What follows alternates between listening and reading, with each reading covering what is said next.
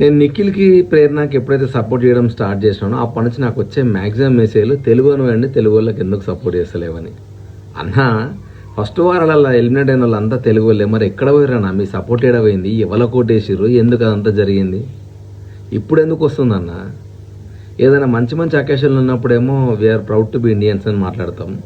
ఇట్లాంటి స్టేట్కి దీనికి సంబంధించినవి వచ్చేసరికి మాత్రం నా రాష్ట్రము, నా దేశము, నా కులము, లేకపోతే నా ప్రాంతముడు, నా ఊరుడు అని చెప్పేసి సపరేట్ చేసుకుంటూ పోతా ఉన్నాం.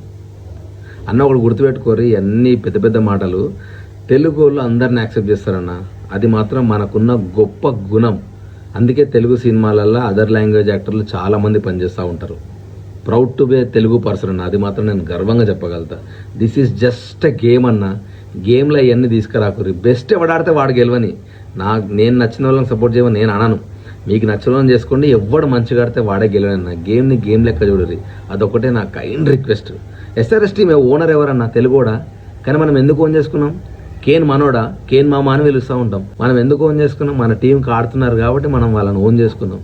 వాళ్ళు కూడా పాపం తెలుగు సీరియల్ చేసే తెలుగులోకి వచ్చారు. ఎవ్వరు మంచిగా ఆడితే వాడు గెలవని అన్న. కానీ ఇట్లాంటివి మాత్రం దయచేసి మీకు అనిపించినా నాకు మాత్రం చెప్పకండి. ఎందుకంటే నాకు కొంచెం నేను చాలా వెరీ స్టాండర్డ్గా ఉన్నా. తెలుగు వాళ్ళు ఎవరినైనా యాక్సెప్ట్ చేస్తారు.